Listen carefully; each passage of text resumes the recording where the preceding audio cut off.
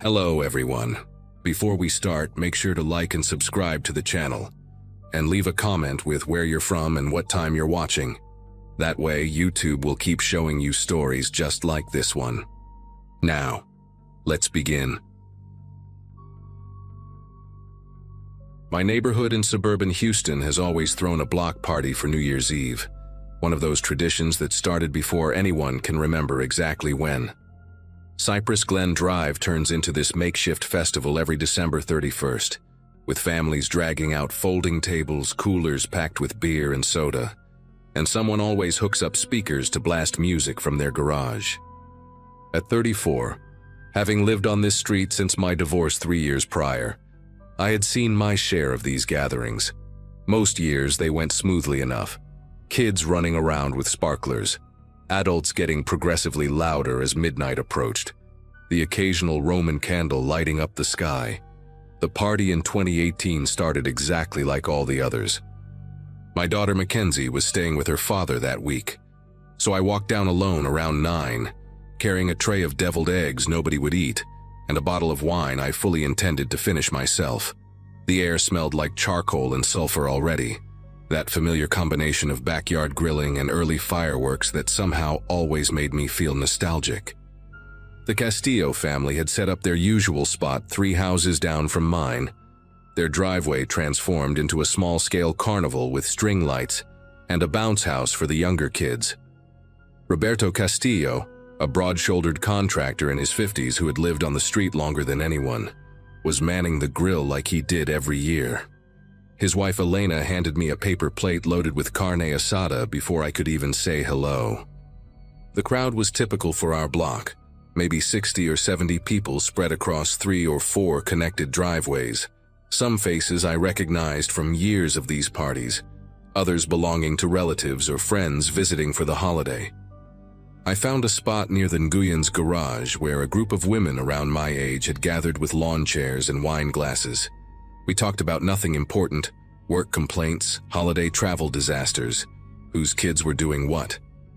Across the street, I noticed a cluster of younger guys, maybe early 20s, gathered around a pickup truck I did not recognize. They were loud, already drunk from the way they swayed and laughed at everything. One of them kept opening the truck bed and rummaging through something, but from where I sat, I could not see what they had back there. Around 10:30, the fireworks started picking up. Nothing unusual at first. Bottle rockets, sparklers, those little tanks that roll across the pavement shooting sparks. A few of the dads had pooled money for a proper fireworks display, the kind you buy from those pop-up tents along the highway, and they were setting them up in the middle of the cul-de-sac where the pavement widened. Roberto walked over to supervise, making sure they positioned the mortars correctly in their tubes. I remember thinking how careful they were being, angling everything away from the houses and cars, keeping the kids back behind an invisible line everyone seemed to understand. The first few big ones went up beautifully, exploding in red and gold bursts that made everyone cheer. The children screamed with delight, covering their ears between explosions. For maybe 20 minutes, everything was exactly what a neighborhood celebration should be. Loud, joyful, a little chaotic, but in a controlled way. Then I noticed the guys from the pickup truck had started setting off their own fireworks on the opposite end of the street, near where the cul-de-sac narrowed back into a regular road. Their setup was nothing like what the dads had organized. They were lighting things directly off the asphalt, no tubes or stands, just placing them on the ground and running back laughing. The fireworks they had were bigger than anything I had seen at a block party before. These massive cylindrical things that looked industrial, like something you would see at a professional show. One of the women next to me, a nurse named Gloria who lived 2 doors down from me, squinted at them and said something about how those did not look legal. I shrugged it off at the time, figuring young guys always wanted to show off with bigger explosions. The first few they lit went up fine, though they climbed higher and exploded louder than the ones our neighbors were using. Car alarms started going off down the street from the concussive force. Few of the older residents shot annoyed looks in their direction, but nobody said anything. It was New Year's Eve, after all, and everyone was several drinks deep into tolerating things they normally would not. I watched one of them, a skinny guy with a shaved head and a Dallas Cowboys jersey, pull out something from the truck bed that was easily 3 feet tall. Even from 50 yards away, I could tell it was different from the others. It had a wider base and what looked like multiple tubes fused together at odd angles. Roberto must have noticed too, because he started walking toward them, wiping his hands on his jeans like he always did when he was about to handle something unpleasant. I could not hear what he said, but I saw him gesturing at the device, pointing back toward the main group, clearly trying to convince them to move their operation somewhere safer or maybe just stop altogether. The skinny guy in the Cowboys jersey laughed and clapped Roberto on the shoulder like they were old friends, though I knew for certain Roberto had never seen these people before tonight. Another one of them, a heavier guy with a thick beard and a camouflage jacket, stepped between Roberto and the firework and said something that made the whole group crack up. Roberto stood there for a moment, hands on his hips, then shook his head and walked back toward us. When he passed by the Nguyen's driveway, I heard him mutter something in Spanish to Elena, and her face went tight with worry. She started gathering the smaller children, guiding them toward the Castillo's backyard where the bounce house was, away from the street. I should have paid more attention to that. I should have followed her lead. Instead, I stayed in my lawn chair with my wine, watching the countdown on someone's phone screen, listening to the collective excitement building as we approached midnight. The street was packed now, everyone drifting toward the center for the final minute of the year. Kids sat on their fathers' shoulders, couples wrapped arms around each other. Someone had brought out champagne bottles, and I could hear corks popping prematurely, people too eager to wait. The official fireworks crew was preparing their grand finale, a row of 6 mortars lined up in perfect sequence. Across the way, the guys from the pickup were huddled around their massive device, and I saw the flash of a lighter in the darkness. The skinny one was crouched down, doing something to the base of it, and I realized with a sudden clarity that he was not just lighting a fuse, he was adjusting something, tilting the whole apparatus at an angle that pointed not up toward the sky but sideways, almost parallel to the ground. My brain processed this information slowly, sluggishly, dulled by alcohol and the assumption that nobody would be that reckless. The bearded guy was filming on his phone, backing away with that anticipatory grin people get when they know something explosive is about to happen. The countdown reached 10, and everyone around me started chanting. 9, 8, 7.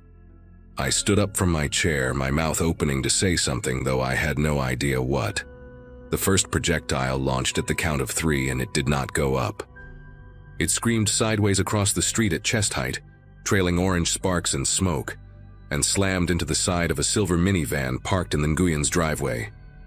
The explosion was nothing like the pretty bursts in the sky.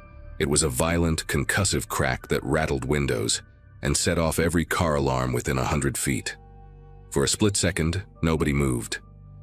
The chanting stopped mid-number, replaced by this horrible ringing silence where everyone's brain tried to catch up with what their eyes had just seen.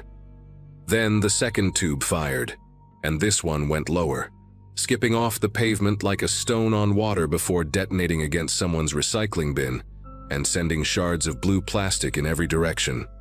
The screaming started then, that primal sound of genuine terror that you never forget once you hear it. People scattered in every direction, stumbling over lawn chairs and coolers, shoving past each other in blind panic. I saw a teenager go down hard, tripped by someone rushing past him, and 2 more people fell over his body before anyone thought to help him up. The third projectile caught a man in the shoulder. I later learned his name was Douglas Park, a retired postal worker who lived at the end of the street, and the impact spun him around like a top before he crumpled to the ground. The device kept firing, one tube after another, each projectile launching at a different angle as if the whole thing had been designed to spray destruction in a wide arc. I do not remember making the decision to run, but suddenly I was moving, crouched low like I had seen people do in movies about war zones, trying to get behind something solid. A rocket whistled past close enough that I felt the heat on my face and smelled burning chemicals, that acrid stench of gunpowder mixed with something sharper, more toxic. I dove behind a pickup truck, Not the one belonging to those guys, a different one, dark blue belonging to the Mukherjees 3 houses down, and pressed myself against the tire as explosions continued to crack and boom around me. Through the gap beneath the truck, I could see feet running past, some in sneakers, some barefoot. One pair leaving dark wet prints on the concrete that I prayed was spilled wine but knew was not. Someone was screaming a name over and over, "Tammy, Tammy, Tammy," and the desperation in that voice made my throat close up. I could hear children crying somewhere nearby, that high-pitched wail of terror that bypasses your rational brain and hits something ancient and protective. Glass shattered, a car window or maybe a house window, I could not tell, and someone shouted to call 911, though by then I was certain half the neighborhood was already dialing. The firing stopped as suddenly as it started, maybe 45 seconds total, though it felt like an hour. I stayed pressed against that tire for another minute, afraid to move, listening to the aftermath unfold around me. Car alarms blaring in discordant layers, people sobbing, moaning, calling out for family members. The sharp smell of smoke mixing with the sulfur stench that now seemed poisonous rather than festive. When I finally crawled out from behind the truck, the street looked like footage from a disaster zone. The silver minivan had a hole punched through its sliding door. The metal peeled back like something had bitten through it. Lawn chairs were scattered and overturned, coolers dumped on their sides with ice and cans spilling across driveways. I saw a woman sitting on the curb holding a bloody towel to another woman's head, both of them shaking so hard, the towel kept slipping. Roberto was already at Douglas Park's side, pressing his hands against the man's shoulder while Elena screamed into her phone at a 911 dispatcher. The retired postal worker was conscious but pale, his lips moving without sound, his eyes fixed on the sky like he was watching something the rest of us could not see. A dark stain spread beneath him, soaking into the concrete, and I had to look away before my legs gave out. The guys from the pickup truck were gone. I do not know exactly when they left, during the chaos or immediately after, but when I looked toward where they had been standing, the space was empty. Tire marks on the grass showed where they had peeled out, cutting across the Hoffman's lawn to avoid the crowd blocking the street. Someone said they saw the truck heading toward the highway, but in the darkness and confusion, nobody had thought to get a license plate. The device they left behind was still smoking. This twisted metal thing that looked like it had been welded together in someone's garage, amateur and malicious. Later, the police would tell us it was a homemade multi-shot mortar, modified to fire horizontally rather than vertically, the kind of thing people built to cause maximum damage. They found traces of accelerant packed around the charges, designed to make the explosions bigger, hotter, more destructive. These were not idiots who made a mistake. They had come to our street deliberately, targeted a crowd of families celebrating the new year, and created something specifically intended to hurt people.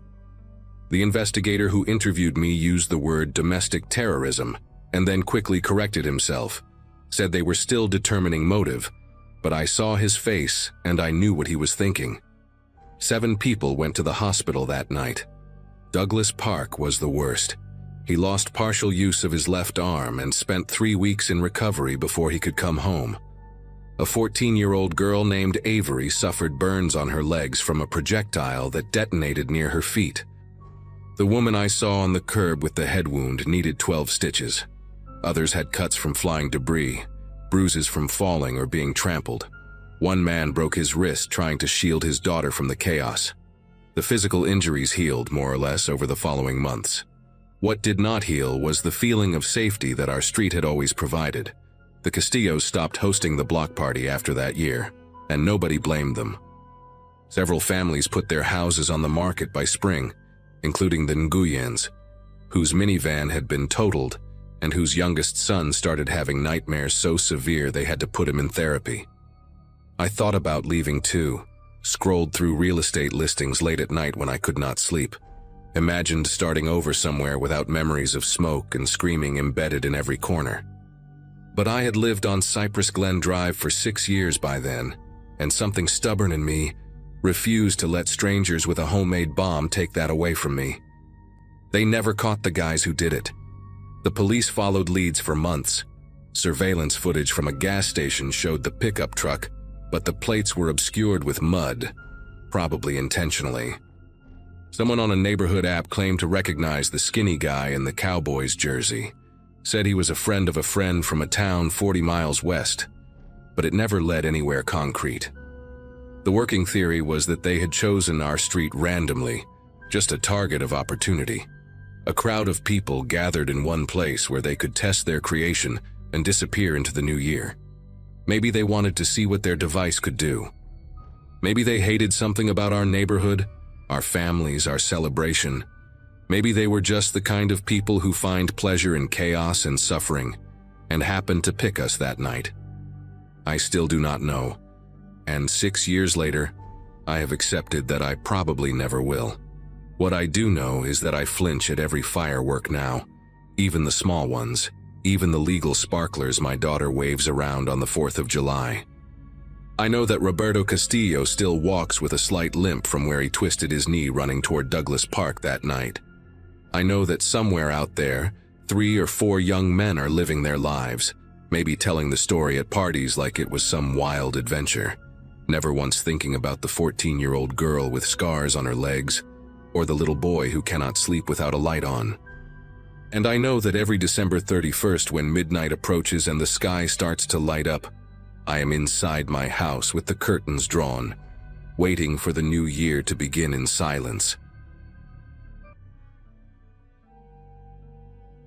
Every time someone pops a champagne bottle near me, I flinch. My wife thinks it is a quirk, something she teases me about at weddings and birthday parties, but she does not know where it comes from. She does not know about Corey, about that house in Tucson, about the longest 6 hours of my life. Corey and I met during a summer internship at an architecture firm right after I finished college. He was funny, easygoing, the type of guy who made everyone feel comfortable in a room. We stayed in touch over the years, grabbing beers when our schedules aligned, texting each other memes at 2 in the morning. When he bought his first house and invited me to his New Year's Eve party, I did not think twice. I drove down from Phoenix on a Wednesday afternoon, windows down, radio blasting, genuinely excited to see my old friend. If someone had told me what was waiting at the end of that night, I would have turned my car around and never looked back. The party started around 9, and by 10 the house was packed with people I had never met. Corey introduced me to a few of his co-workers, a couple of neighbors, and his girlfriend Vivian, a soft-spoken woman with kind eyes who worked as a nurse. The living room smelled like cinnamon candles and cheap beer, and someone had taped a hand-drawn banner above the television that read, "New Year, New Us," in glittery letters. I spent most of the night hovering near the snack table, making small talk with strangers, and watching the clock inch toward midnight. When the countdown finally hit 0, everyone cheered and hugged, and I remember thinking this was exactly the kind of night I needed. Simple, warm, surrounded by good energy. By 1 in the morning, most guests had called their Ubers. By 2:30, only 3 of us remained. Me, Corey, and a guy named Trent, who passed out on the couch with his shoes still on. Vivian kissed Corey goodbye around that time, saying she had to be at the hospital by 6. I told Corey I would help him clean up before heading to my hotel. He thanked me, handed me a garbage bag, and locked the front door behind Vivian. I did not think anything of it at the time. We worked in comfortable silence for a while, tossing cups and napkins into trash bags, wiping down the kitchen counter, stacking dirty plates in the sink. Trent was snoring on the couch, dead to the world, and Corey joked that we should draw something on his face with a marker. I laughed and told him that was cruel, and he shrugged with that familiar grin of his. Around 3:30, I started feeling the exhaustion hit me. My eyes were heavy, my legs ached from standing all night, and the alcohol had worn off enough that I just wanted to crash at my hotel. I told Corey I was going to head out, that we had made good progress and he could finish the rest in the morning. He was in the kitchen at the time, his back to me, rinsing a glass under the faucet. He did not respond right away. The water kept running, and I stood there waiting, thinking maybe he had not heard me. Then he turned off the faucet, set the glass down slowly, and turned to face me with an expression I had never seen on him before. His eyes were flat, empty, like someone had switched off a light behind them. He asked me why I was in such a hurry to leave. His voice was calm, but there was something underneath it, something tight and coiled. I told him I was just tired, that I had a long drive back to Phoenix in the morning and wanted to get some sleep. He nodded slowly, wiping his hands on a dish towel, but he did not move from where he was standing. The kitchen suddenly felt smaller than it had all night. He asked me if I remembered a party we went to back in college, some house party near campus where a bunch of us got too drunk and made fools of ourselves. I said yeah, vaguely, not really sure where he was going with this. He told me that night had changed everything for him, that something happened and I was part of it. I had no idea what he was talking about. I told him I did not remember anything unusual, that it was just another college party. He stared at me for a long moment, then let out this short, bitter laugh that made the hair on my arms stand up. He said I was lying. He said I had always been a liar. I tried to keep my voice steady, told him I genuinely had no clue what he was referring to, that maybe he was confusing me with someone else or misremembering something. He shook his head, slow and deliberate, like a teacher disappointed in a student who keeps giving the wrong answer. He said he had been waiting years to have this conversation, that he had replayed that night in his head 1,000 times, and he knew exactly what happened. According to him, I had humiliated him in front of a girl he liked, said something cruel that made her laugh at him, and ruined his chance with her forever. I racked my brain trying to recall anything like that, any moment where I might have crossed a line, but I came up empty. College was a blur of classes and parties and late nights. I could barely remember what I ate for dinner last week, let alone some random interaction from over a decade ago. I told him that even if something like that did happen, I was sorry, that I never meant to hurt him. He tilted his head slightly, studying my face like he was searching for something. Then he told me my apology meant nothing. That sorry was just a word people used when they got caught. I glanced toward the living room, hoping Trent might have woken up, but he was still sprawled on the couch, dead asleep. The house was silent except for the hum of the refrigerator and the occasional creak of the walls settling in the cold desert night. I told Corey I was going to leave, that we could talk about this some other time when we were both rested and sober. I took a step toward the front door and he moved with me, positioning himself between me and the hallway. It was subtle, almost casual, but deliberate enough that I noticed. My keys were in my jacket pocket, and my jacket was hanging on a hook by the front door, behind him. He asked me where I thought I was going. His tone had shifted again, lighter now, almost playful, but there was no warmth in it. I told him I was leaving, that this conversation was getting weird, and I did not want to say something I would regret. He smiled then, but it was the kind of smile that does not reach the eyes, the kind that makes you realize you have been reading someone wrong for a very long time. He told me to sit down, that we were not finished talking. I said no. I said I was done with this conversation and I started walking toward the hallway anyway.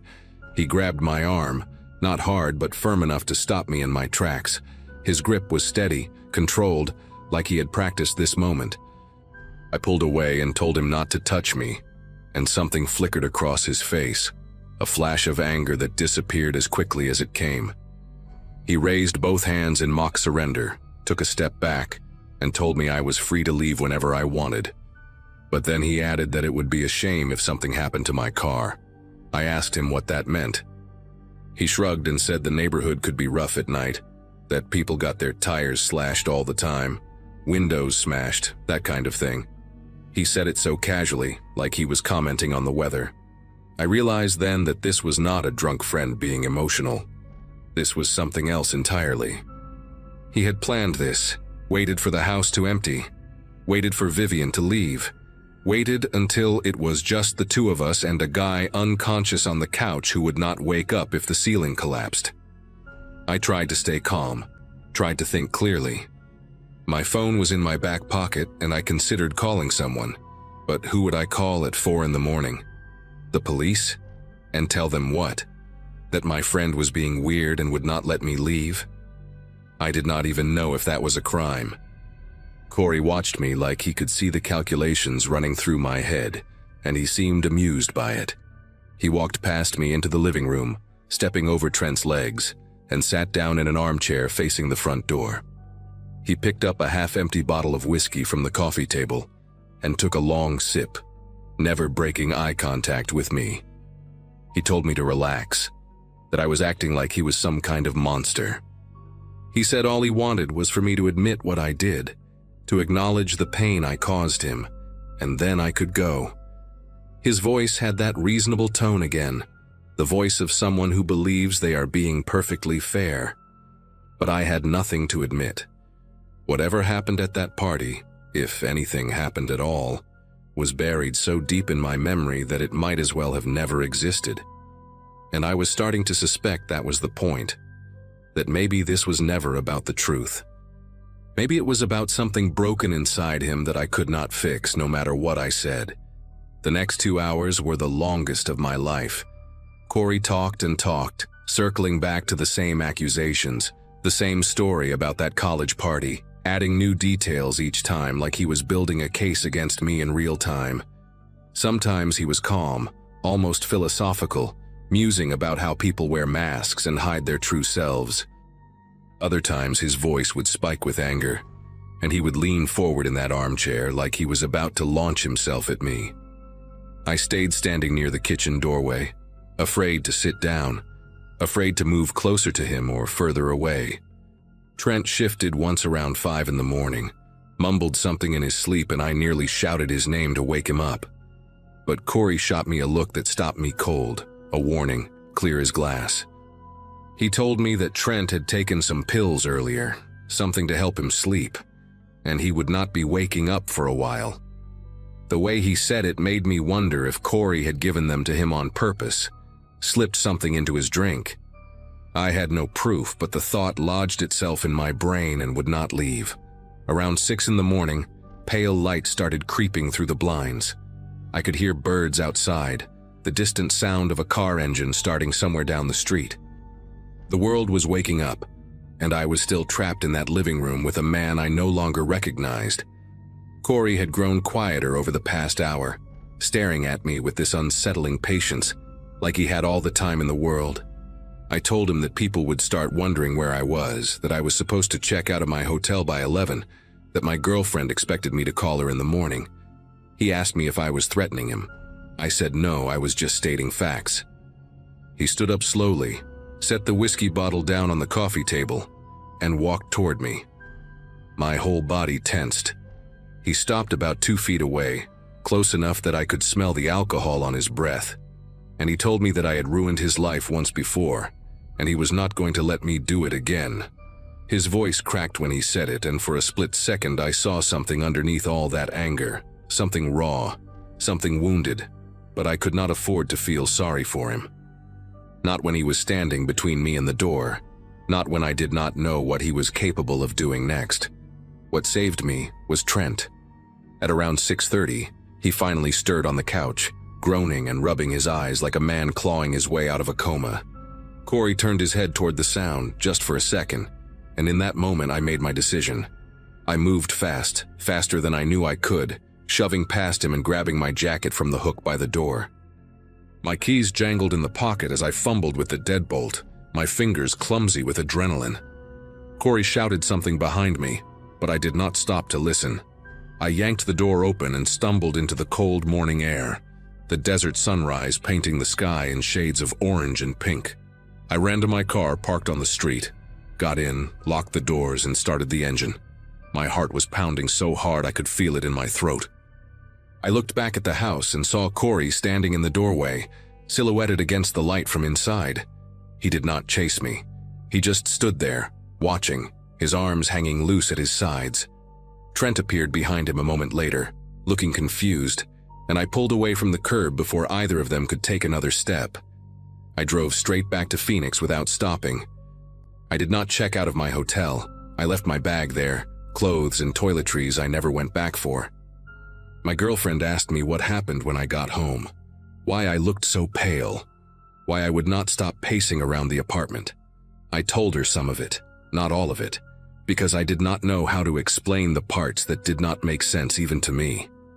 I blocked Corey's number that same day. He tried reaching out a few times through mutual friends over the following months, leaving messages that ranged from apologetic to angry, but I never responded. I still do not know what really happened at that college party, if anything happened at all.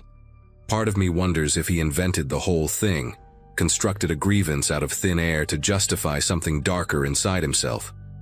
I think about Trent sometimes, wonder if he ever realized what was happening that night, if Corey ever turned that same energy on him. I moved to a different city a year later, partly for work, partly because I could not shake the feeling that Corey might show up at my door one day.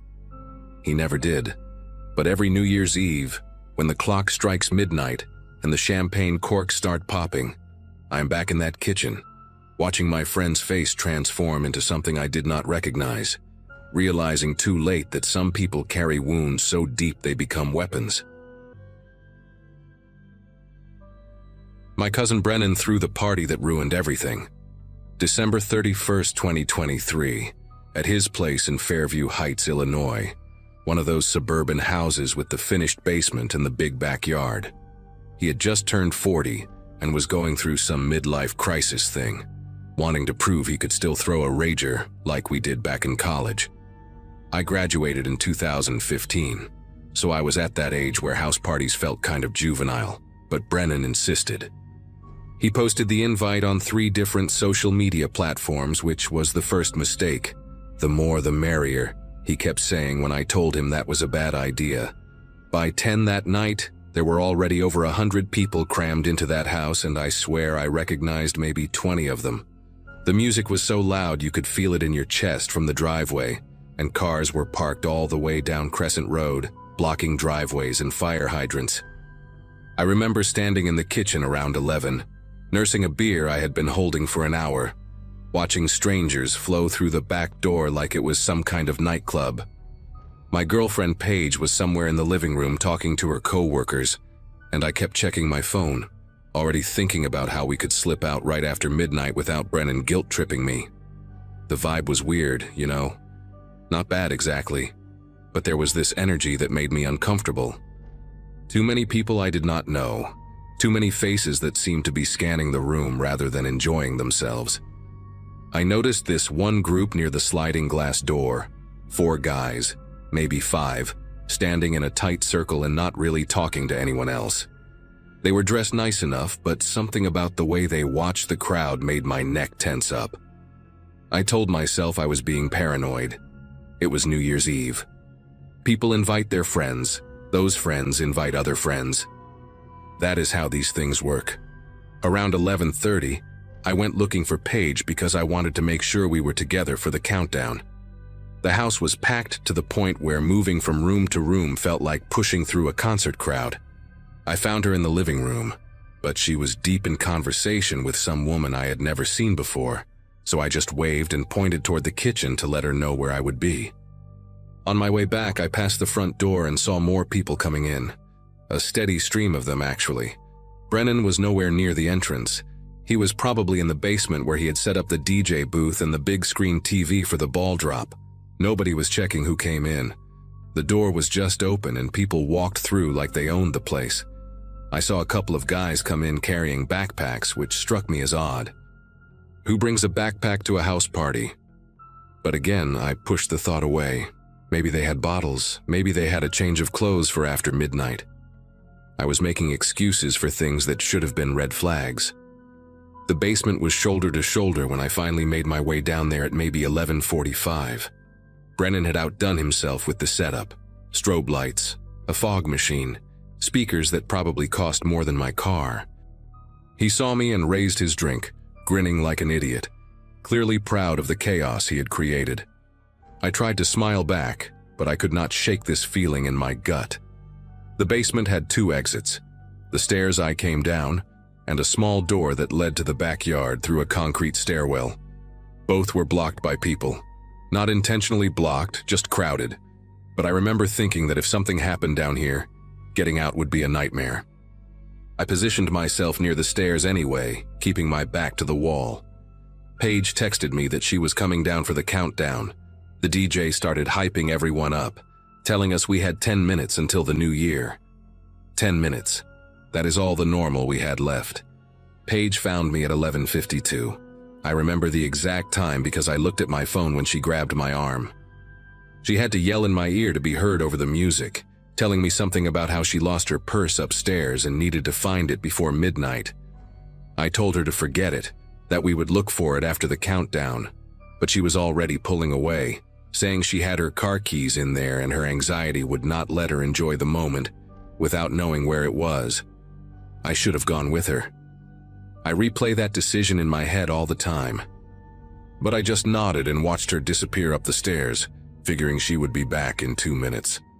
The countdown on the TV screen showed 7 minutes to midnight. The crowd in the basement started getting louder, more excited. Someone popped a champagne bottle early and sprayed it everywhere, and people cheered. I felt the foam hit my neck and I wiped it off, annoyed. That is what I was focused on, champagne on my skin, while upstairs things were already starting to go wrong. The first sign that something was happening came at 5 minutes to midnight. The music cut out suddenly, mid-song, and for a second everyone in the basement just stood there in confused silence. Then there was this sound from upstairs. Not a scream exactly, more like a collective gasp followed by shouting. Brennan pushed through the crowd toward the stairs, asking what the hell was going on with his sound system. I followed him because I had this sudden, desperate need to find Paige. We got to the bottom of the stairs and there was already a bottleneck of people trying to go up, but also people trying to come down, their faces pale and panicked. Someone was yelling about a gun. I heard the word, and my brain refused to process it at first. A gun. At Brennan's stupid house party, a woman came down the stairs with blood on her forehead. Not a lot, but enough to see, and she was crying and saying they hit her. They just hit her with something. Brennan grabbed her shoulders and asked, Who hit you? But she just kept shaking her head and trying to push past us toward the back exit. I pushed up the stairs against the flow of people. I did not care about anything except finding Paige. The living room was pure chaos when I got there. People were scrambling toward the front door and the back door, knocking over furniture, stepping on each other. I saw one of the guys from that group I had noticed earlier, the ones who had been watching the crowd, and he was standing in the middle of the room holding a black pistol, pointing it at the ceiling. He was not yelling or making threats. He was just standing there, calm, like he was waiting for the panic to do his work for him. 2 other guys were moving through the crowd, grabbing purses, yanking chains off necks, pulling wallets out of back pockets.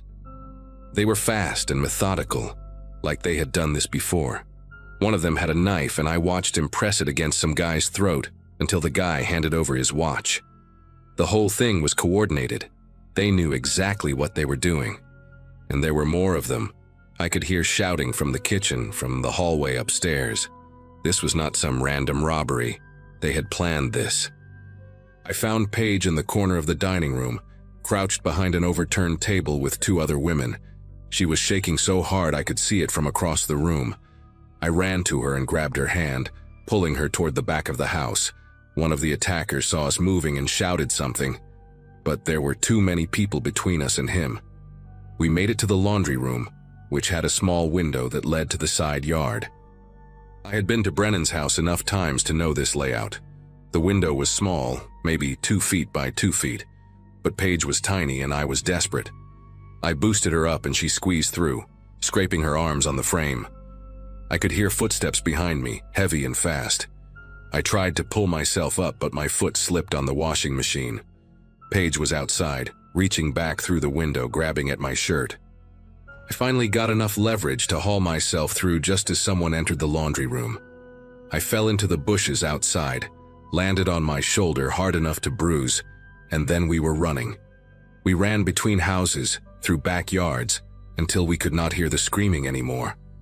We ended up hiding behind a shed 3 blocks away, both of us gasping for air, Paige crying quietly into my chest. I had left my phone in the basement. She had lost her purse, remember? With her phone in it. We had nothing. I could hear fireworks going off in the distance. It was midnight, the new year had officially started, and somewhere people were celebrating while we crouched in the frozen grass trying not to make a sound. After a few minutes, I worked up the courage to peek around the shed toward the street. I could see flashing lights far away, red and blue, and I knew someone had called the police. But I also saw a car driving slowly down the street with its headlights off. I pulled back and held Paige tighter, pressing my hand over her mouth to muffle her breathing. The car passed. I do not know if it was them or just some random person, but I was not taking any chances. We stayed behind that shed for what felt like an hour but was probably 20 minutes. My fingers went numb from the cold. Paige's whole body was trembling against mine, and I could feel the wetness of blood on her arms from where the window frame had cut her. When we finally moved, we walked toward the flashing lights. The scene at Brennan's house was something I will never be able to unsee. There were ambulances, police cars, people sitting on the curb wrapped in shock blankets. I saw a guy I recognized from the basement being loaded into an ambulance on a stretcher, his face covered in blood.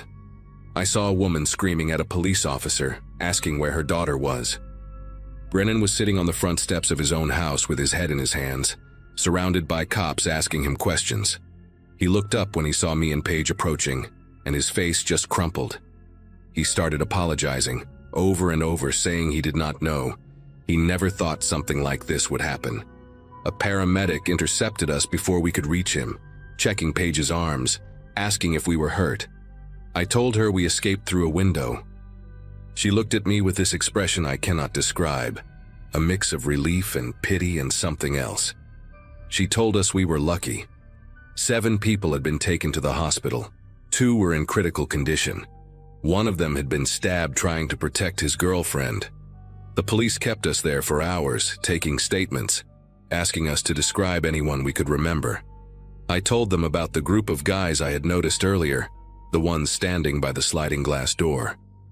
I described the one with the pistol, white guy, maybe mid-20s, dark hair, wearing a gray hoodie under a black jacket. I described the one with the knife, taller, heavier build, beard, tattoo on his neck that I could not make out clearly. But I knew even as I was talking that it probably would not help. There had been so many people at that party, so much confusion. The attackers had blended in perfectly until the moment they decided to strike.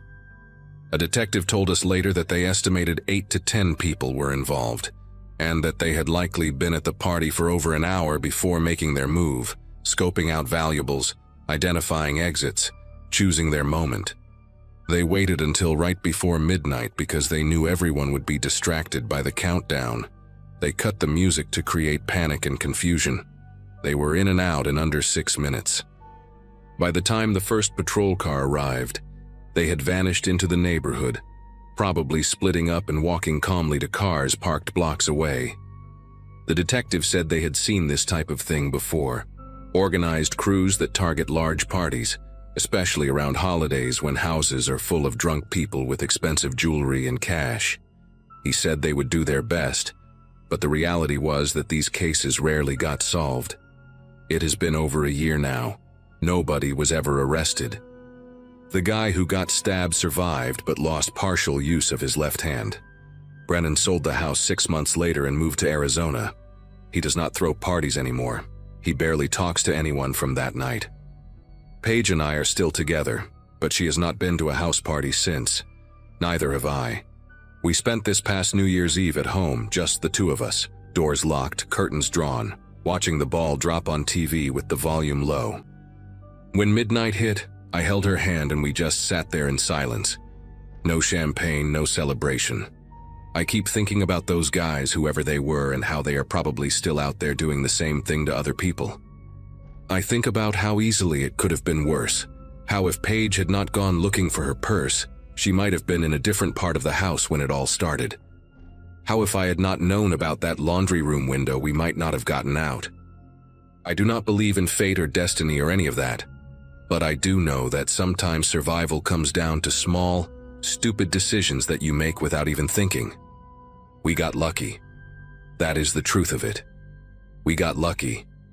And I hate that luck is the only thing that separated us from the people who did not. New Year's Eve has always been my favorite holiday. Not for the champagne or the countdown, but for that electric feeling in the air when thousands of strangers gather in one place, all sharing the same anticipation. In 2017, I had just finished my nursing degree at a community college in Wilmington, North Carolina, and my roommate Sienna convinced me we needed to celebrate properly. She had read about this waterfront event down by the Cape Fear River, where they set off fireworks right over the water, and the reflection supposedly made it look like the sky was exploding twice.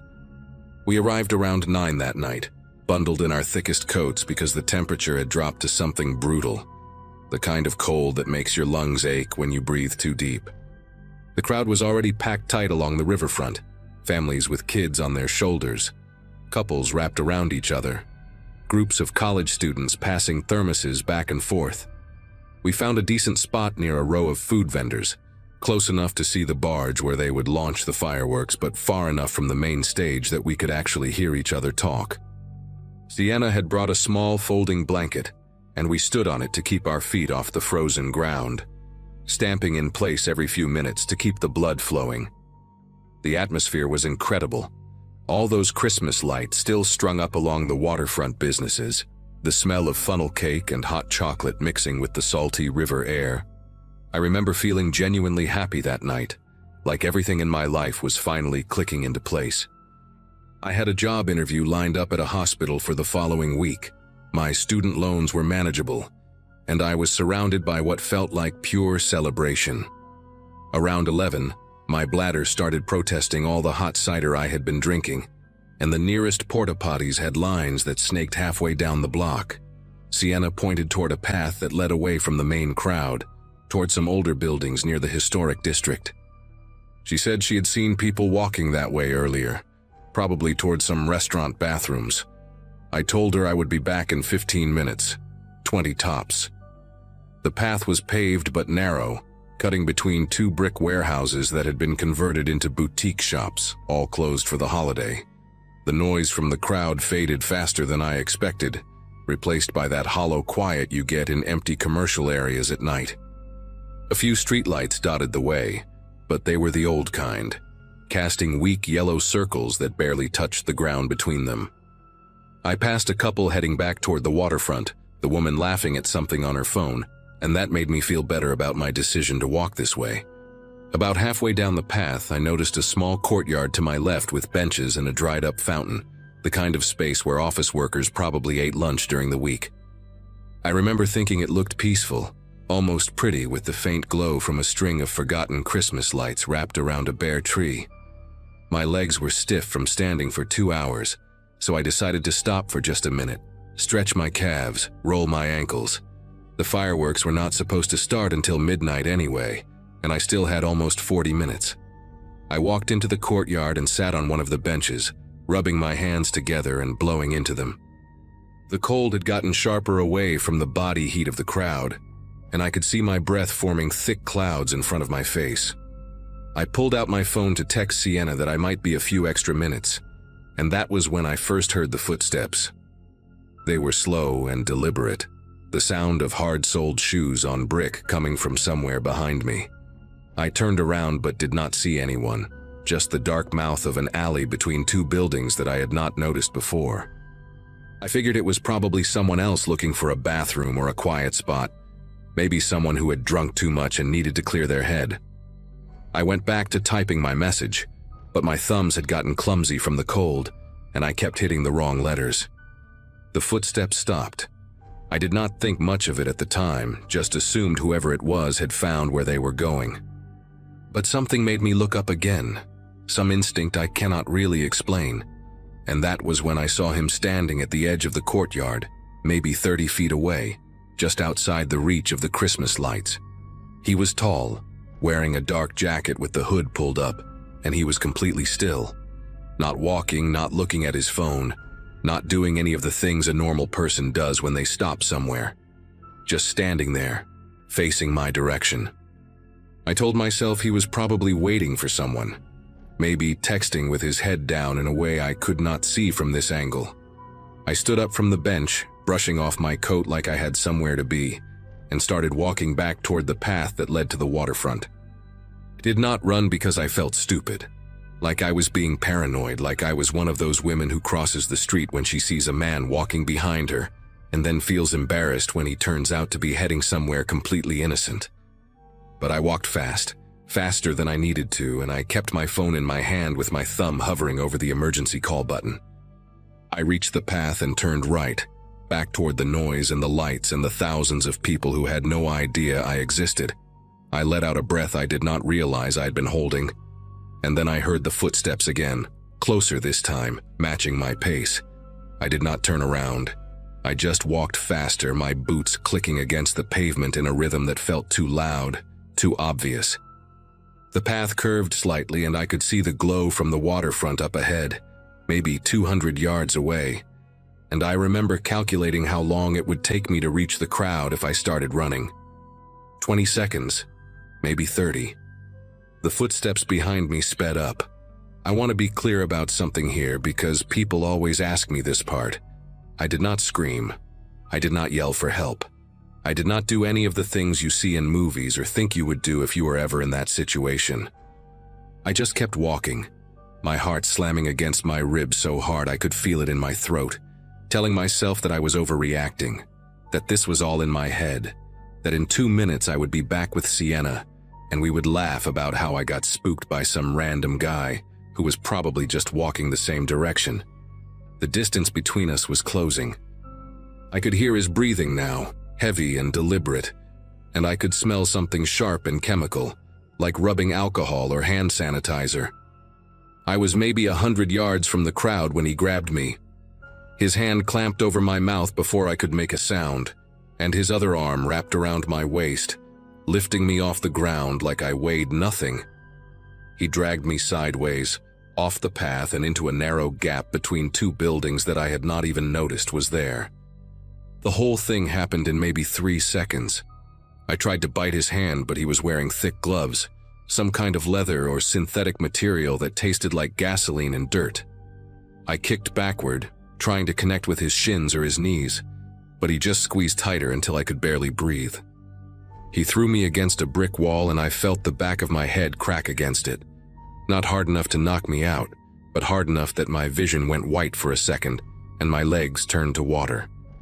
When I could see again, he was standing in front of me, blocking the only way out. The gap between the buildings was barely wide enough for 2 people to stand side by side, and it was so dark I could only see the outline of his shape against the faint light from the path. He had something in his hand, something metallic that caught the light when he moved. I opened my mouth to scream and he hit me across the face with it, a short, brutal swing that split my lip open and sent blood spraying across my coat. The pain was extraordinary, like nothing I had ever experienced. My whole face felt like it was on fire and I could taste copper flooding my mouth, warm and thick and wrong. He hit me again, this time in the stomach, and I doubled over and fell to my knees on the frozen ground. I remember the cold seeping through my jeans. Remember thinking how strange it was that I could feel something so small when everything else hurt so much. He grabbed a fistful of my hair and yanked my head back, and that was when I finally saw his face. He had pulled his hood down, maybe because he wanted me to see him, or maybe because it had slipped during the struggle. He looked ordinary. That was the thing that struck me most. Brown hair cut short, clean-shaven, maybe in his 40s. He could have been a neighbor, a co-worker, someone you pass in the grocery store without a second glance. His eyes were completely calm, like he was doing something routine, something he had done before. He leaned close to my ear and whispered something I will never repeat, something so vile and specific that I knew in that moment he had been watching me, that this was not random, that he had chosen me out of that entire crowd and followed me and waited for his chance. I do not know what would have happened next if the fireworks had not started. The first explosion lit up the sky, and for a split second the alley was bright as daylight, bright enough that I could see every detail of his face. The small scar above his left eyebrow, the way his nostrils flared when he breathed. The sound was deafening, a deep boom that echoed off the brick walls and seemed to shake the ground beneath us. He flinched, just barely, his grip on my hair loosening for half a second. That was all I needed. I lunged forward and sank my teeth into his forearm. biting down as hard as I could through the fabric of his jacket until I felt something give. He screamed, this high-pitched animal sound that did not match his calm face at all, and he shoved me backward. I hit the wall again, but this time I was ready for it, bracing myself with my hands.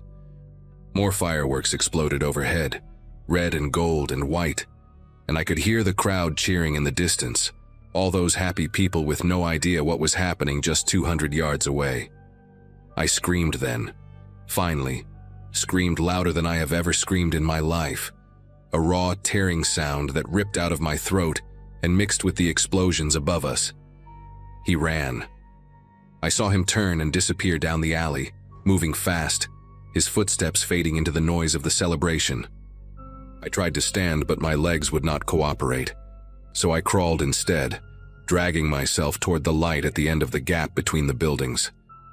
The fireworks kept going, one after another, painting the sky in colors I could barely see through the tears and blood streaming down my face. I made it to the path and collapsed there, half on the pavement and half on a patch of dead grass. A woman found me maybe 30 seconds later, a stranger in a bright red coat who dropped her cup of hot chocolate and started screaming for help. I remember looking up at her face, at the horror in her eyes, and thinking that I must look even worse than I felt. People surrounded me within minutes, a crowd forming the same way crowds always do when something terrible happens. Someone called 911. Someone else pressed a scarf against my face to stop the bleeding. The fireworks finale started, this massive cascade of light and sound that seemed to go on forever, and I lay there on the frozen ground watching it through the legs of strangers, thinking that this was supposed to be the start of a new year, a fresh beginning, and instead it had become the worst night of my life. The ambulance took me to New Hanover Regional Medical Center, where they stitched up my lip, treated the concussion from hitting the wall, and documented every bruise and cut on my body for the police report. Sienna arrived at the emergency room around 2 in the morning, her face swollen from crying, apologizing over and over like it was somehow her fault for pointing me toward that path. The detective who interviewed me was a woman named Lorraine Buckley, late 50s, with gray hair pulled back in a tight bun and a voice that sounded like she had seen every terrible thing a person could see and had learned to keep going anyway. She told me they had found blood in the alley that was not mine, that my bite had done real damage, and that they were running it through the system to see if they could find a match. She also told me something that made everything worse, something that kept me awake for months afterward. Security cameras from one of the waterfront businesses had captured footage of a man matching my description walking through the crowd earlier that night, stopping near groups of women, watching them, moving on when they stayed together or rejoined their friends. He had been there for hours, she said, just circling, waiting, looking for someone who would separate from the pack. I was not his first choice. I was just the one who gave him an opportunity. They caught him 11 days later. His name was Arthur Redding, 44 years old, a maintenance worker at an apartment complex about 20 miles outside the city. The DNA from the blood matched a sample in the database from an assault charge that had been plea bargained down to a misdemeanor 8 years earlier. When they searched his apartment, they found photographs of dozens of women, all taken without their knowledge at public events, concerts, festivals, parades. Some of the photos had circles drawn around certain faces, notes scrawled in the margins that the detective would not describe to me. I was in there. 3 different shots from that night, one of them taken while I was standing with Sienna near the food vendors, laughing at something on her phone. He had been watching me for at least 2 hours before I walked down that path. The trial took almost a year, and I had to testify, had to sit in that courtroom and describe every detail while he watched me from the defense table with those same calm eyes. He got 18 years. I got a scar on my lip that pulls slightly when I smile, a flinch response to loud noises that I still have not shaken, and a new rule that I follow without exception. I never leave the group. No matter how long the bathroom line is, no matter how much I need fresh air, no matter how safe a place looks, I stay where the people are, where the light is, where someone would hear me if I screamed. Because I know now what I did not know then. The monsters do not wait in dark alleys. They walk through crowds, smiling, patient, waiting for you to make one small. Tessa throws the same party every year on December 31st, and I have never missed one since we became friends after college. Her apartment in Austin is small but cozy, and she always manages to pack about 40 people into a space meant for maybe 15. I got there around 8 that night, parked my car a few blocks away on a side street, and made my way through the crowd of familiar faces. Most of these people I only see once or twice a year, but there is something nice about that, like checking in on different chapters of your life. Around 11, I found myself near the kitchen talking to Craig. We had been seeing each other casually for about 6 weeks. Nothing too serious, just dinners and late-night texts and one weekend trip to San Antonio back in early December. Tessa had introduced us at a happy hour in November. He worked in real estate, had a golden retriever named Buster, and always smelled like cedar and clean laundry. Normal guy. The kind of guy your friends approve of. At least that is what I thought. The countdown happened. Everyone screamed and kissed and spilled champagne on the floor. I had maybe 3 glasses of wine spread across 4 hours, so I was perfectly fine to drive, but Craig offered me a ride anyway. He said my car would be safe on the street overnight, and he could pick me up in the morning to grab it before breakfast. It made sense. His place was only about 10 minutes from mine, and we had already been talking about getting pancakes the next day. I said yes without hesitation. That is the part that haunts me now. How easy it was to say yes to someone I thought I knew, someone my own friends had vouched for. We left Tessa's place around 12:30, and I remember her standing in the doorway waving goodbye, yelling something about brunch plans for the weekend. I waved back and smiled.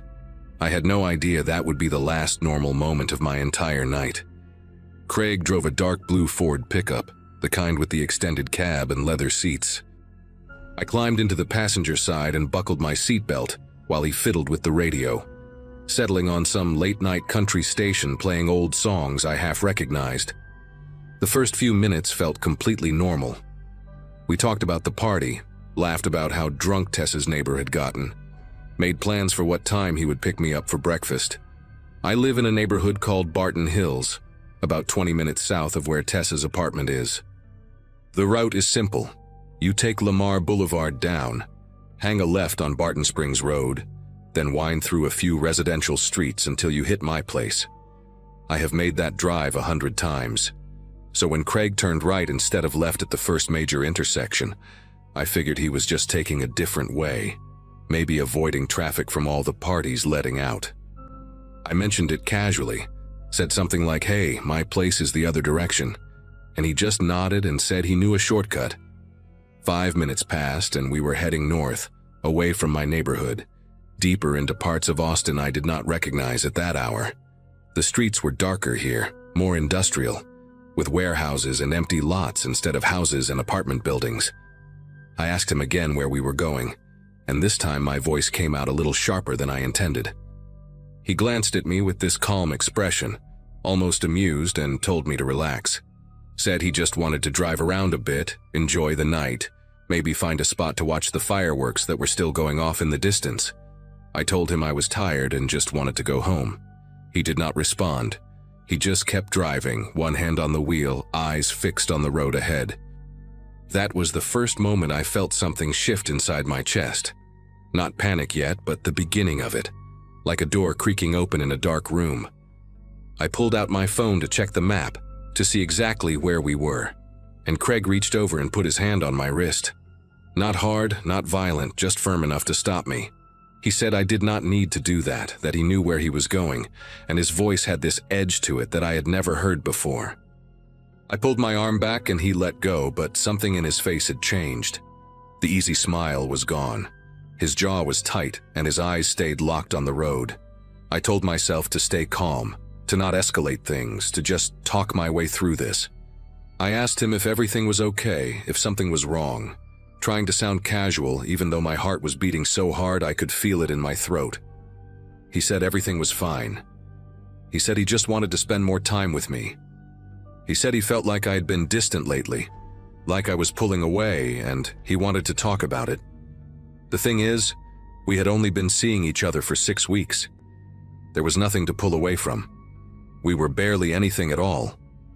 The truck slowed down and turned onto a gravel road that led toward what looked like an old construction site. Piles of dirt, a half-built structure surrounded by chain-link fence, no lights except for the distant glow of the city behind us. I asked him to stop the car. I said it clearly, firmly, the way you are supposed to when you want someone to take you seriously. He kept driving.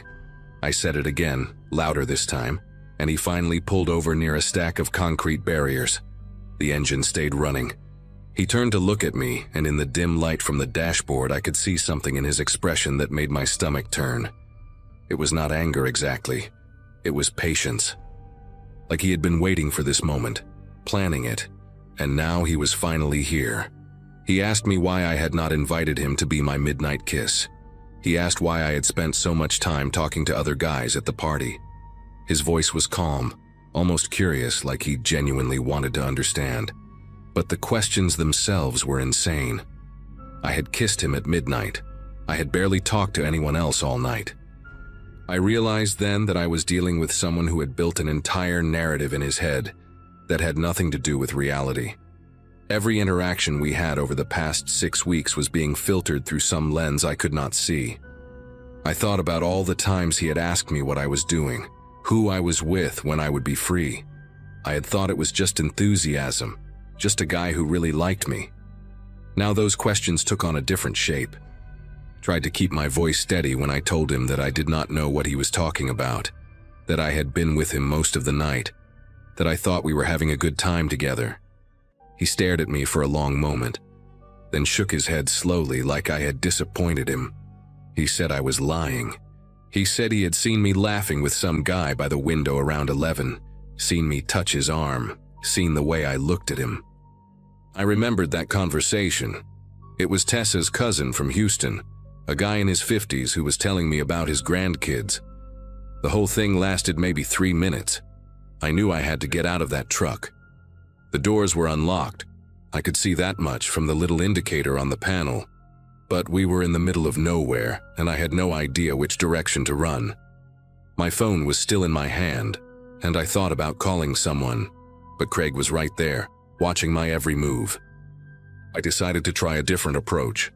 I told him I was sorry if I had made him feel ignored, that I had not realized he was upset, and that maybe we could talk about it over breakfast like we planned.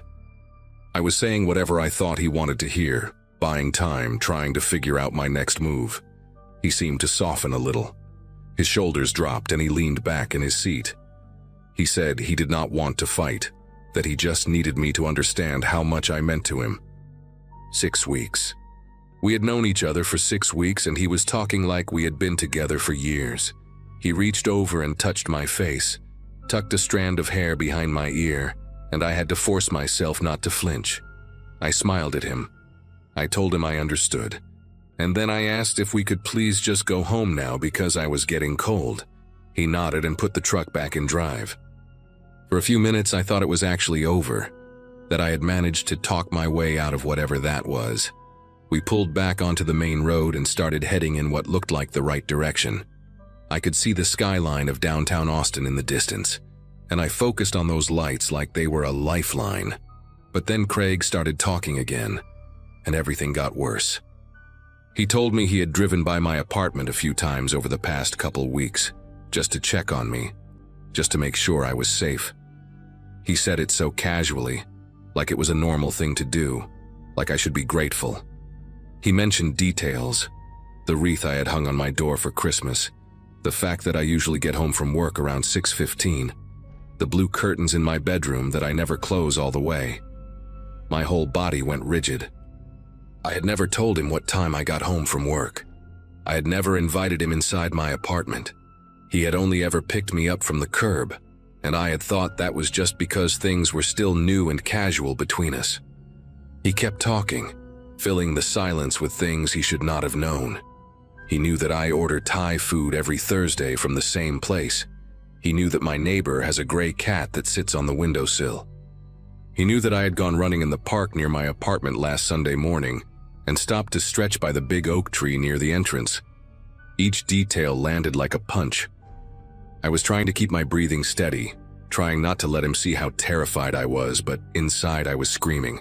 This man had been watching me, not just once or twice, but consistently, methodically for weeks. Every dinner we shared, every sweet text message, every kiss goodnight, all of it had been happening alongside this other version of him, the one who sat in his truck outside my home and learned the rhythm of my life. I thought about the times I had felt a little paranoid walking to my car after dark, the nights I had double-checked my locks for no reason. Maybe there had been a reason all along.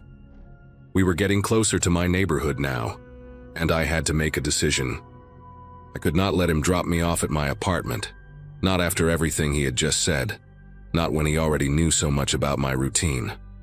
I saw a gas station coming up on the right, one of those big ones that stays open all night with bright fluorescent lights and usually a few people filling up their tanks even at this hour. I told Craig I needed to use the bathroom, that I could not wait until we got to my place. He looked annoyed but pulled into the lot. Before he could say anything else, I unbuckled my seatbelt and got out of the truck. I walked toward the entrance at a normal pace, even though every part of me wanted to run. I pushed through the glass door and went straight to the counter where a young guy in a red vest was scrolling through his phone. I told him I needed help, that the man in the truck outside had been following me for weeks, that I was scared and needed to call someone. He looked confused at first, glanced out the window at Craig's truck idling by the pumps, then back at me. I must have looked terrified because his whole demeanor changed. He told me to go wait in the back near the storage room and handed me his phone to call the police. I stayed in that gas station for almost 2 hours. The cops came and took my statement, asked me a lot of questions about Craig, about our relationship, about what he had said in the truck. They went outside to talk to him too, and I watched through the window as he leaned against his truck with his arms crossed, looking calm and cooperative, like this was all just a big misunderstanding. One of the officers came back inside and told me that Craig had agreed to leave and that they would follow him to make sure he went home. They offered to drive me to my apartment, but I called Tessa instead, and she came to pick me up. I did not sleep that night. I sat on her couch with all the lights on, replaying every conversation I had ever had with Craig, trying to figure out what I had missed. The police said there was not much they could do unless he tried to contact me again, or showed up at my place. He never did. I moved out of that apartment 2 weeks later, changed my phone number, deleted all my social media. I still do not know why he stopped. Maybe the police visit scared him. Maybe he found someone else to watch. Sometimes I wonder if he is out there right now, parked on some dark street, learning the patterns of another woman who thinks she found a nice, normal guy through friends. That is the part that keeps me awake, knowing that it could happen again to someone else, and she would have no idea until it was too late. Celebrating my birthday on New Year's Eve sounds glamorous, until you realize every party, every countdown, every drunk stranger screaming in the street is technically part of your special day, whether you want it or not. My mom used to joke that she timed my arrival perfectly, so she would never have to throw me a separate party. Turning 26 that night felt strange because most of my college friends had already settled into mortgages and engagement announcements, while I was still renting a third-floor walk-up in a neighborhood where car alarms served as background music. I had moved to this part of the city about 8 months earlier, drawn by cheap rent and proximity to the warehouse where I worked as an inventory coordinator. The building itself was nothing special, a 1970s brick rectangle with temperamental heating and a super who always smelled like cigarettes and pine sol. But it was mine, or at least the 400 square feet of it I paid for each month. That New Year's Eve, I had no grand plans. A few beers, some leftover Chinese food, and watching the ball drop alone on my laptop while the world exploded into celebration outside my window. Around 11:30, I started hearing the first firecrackers popping in the distance, that irregular rhythm that builds as midnight approaches. My neighbors upstairs were having a party, and the bass from their speakers vibrated through my ceiling in waves I could feel in my chest. I cracked open my second beer and scrolled through my phone, watching friends post countdown videos from rooftop bars and house parties across the country. The loneliness crept in the way it always does on holidays. That quiet awareness that everyone seems to have somewhere to be, except you. By 11:50, the noise outside had grown into something almost physical. Car horns, shouting, fireworks crackling like a war zone in every direction. I walked to my window and pressed my forehead against the cold glass, watching clusters of people gather on the sidewalk below, their breath visible in the freezing air. Someone had set up a small speaker on the corner, and I could hear the tinny echo of a countdown broadcast mixing with the chaos. That was when I decided, almost on impulse, that I should go outside and watch the fireworks from the street. My building had a clear view of the city skyline where the official display would launch at midnight, and suddenly sitting alone in my apartment felt unbearable. I grabbed my jacket, a heavy canvas coat I had owned since my sophomore year of college, and shoved my keys and phone into the pockets. The hallway smelled like weed and champagne, leaking from at least 2 different apartments as I made my way down the stairs. On the second-floor landing, I passed my neighbor Ginny, a retired postal worker who spent most evenings yelling at game shows through her thin walls. She was standing in her doorway with a glass of something sparkling, and she raised it toward me with a crooked smile. "Happy New Year, sweetheart," she called out, her voice already slurred around the edges. I waved back and kept moving, feeling the anticipation building in my stomach as I got closer to the front entrance. The lobby was empty, except for a torn streamer someone had taped to the mailboxes, its silver fringe catching the flickering fluorescent light. When I pushed through the heavy glass door and stepped onto the sidewalk, the cold hit me like a slap across the face, that sharp December chill that cuts right through whatever you are wearing. But the energy outside was electric, intoxicating in a way that made me forget the temperature almost immediately. The street had transformed into something between a block party and a disaster zone. People spilled off the sidewalks and into the road, cars long since abandoned to the chaos of the night. I recognized a few faces from the building, people I had nodded to in the laundry room or passed on the stairs without ever learning their names. A group of teenagers huddled around a shopping cart filled with bottle rockets, their laughter high and sharp above the noise. Someone was setting off Roman candles from a rooftop 2 buildings down, the colored sparks arcing across the black sky like slow-motion shooting stars. Found a spot near the corner, leaning against a parked car that had already been decorated with silly string and handprints in what looked like ketchup. From here, I could see straight down the avenue toward downtown, where the first hints of the official fireworks display were beginning to glow on the horizon. My phone buzzed with a text from my sister in California, 3 hours behind, wishing me a happy birthday with a string of emojis I did not bother to decode. I typed back a quick thanks and shoved the phone away, wanting to be present for once, wanting to feel like I was part of something larger than my own small life. The countdown started somewhere behind me, a chorus of voices picking up the numbers as they dropped from 60. I joined in around 30, my breath fogging in front of my face with each shouted number.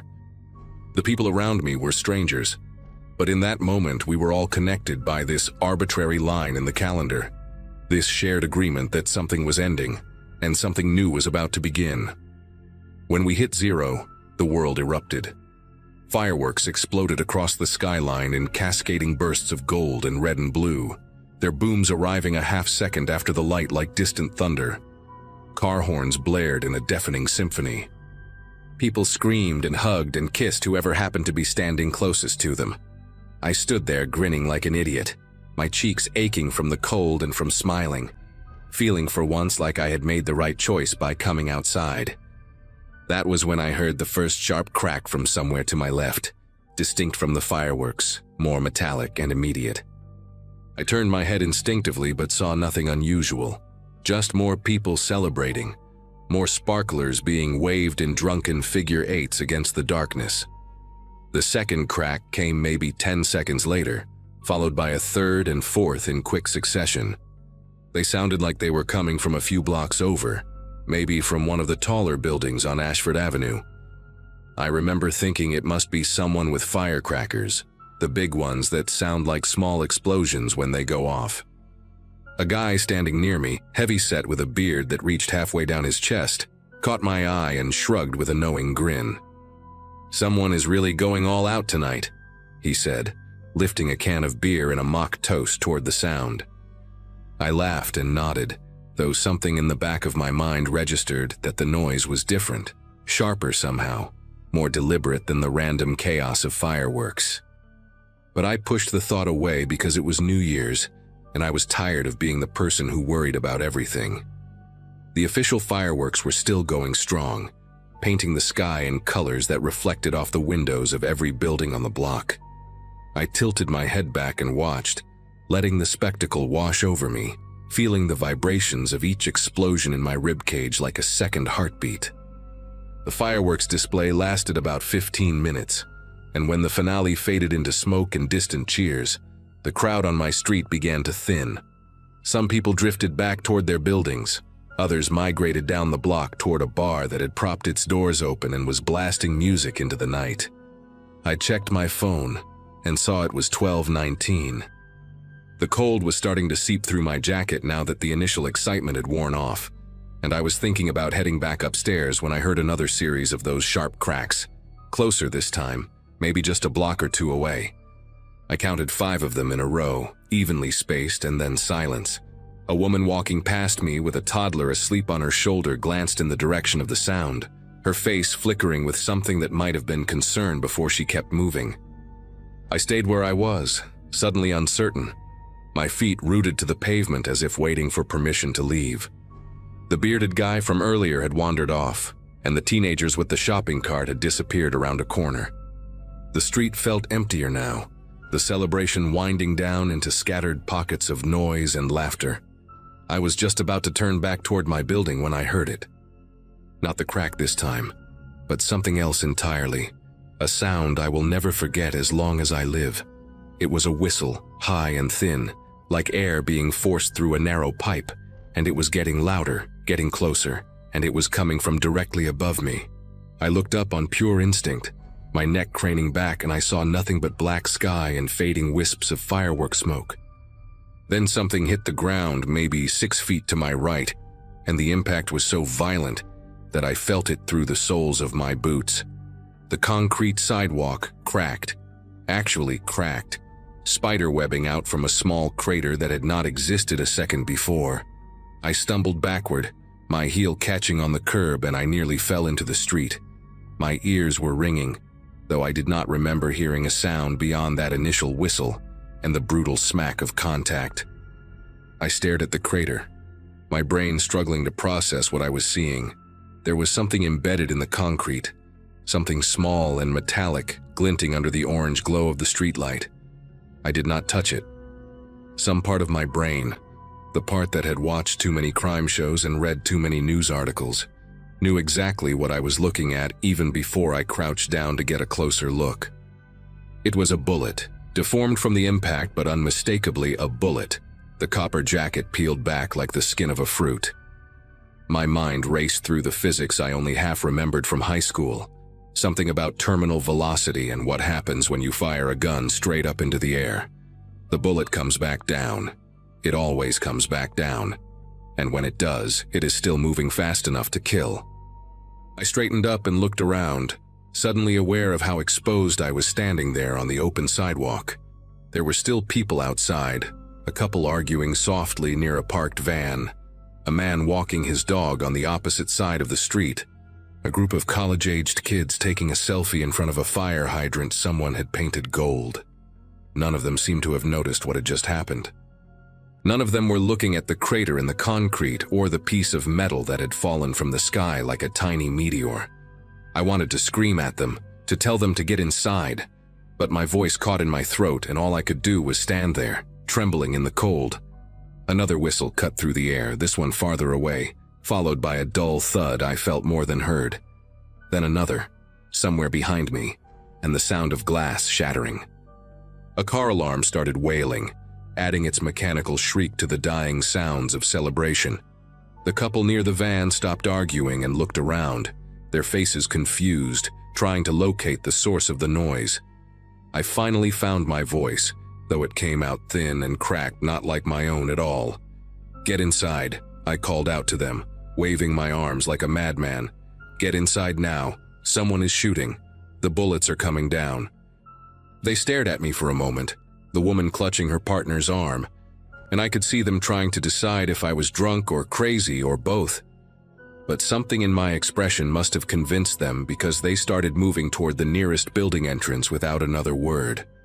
The man with the dog had already disappeared, and the college kids were backing away from me slowly, their phones still raised, probably recording the lunatic who was ruining their New Year's video. I did not wait to explain. I turned and ran for my building, my boots pounding against the pavement, my lungs burning with cold air. Another whistle passed somewhere to my left, close enough that I swear I felt the air shift as something invisible tore through it.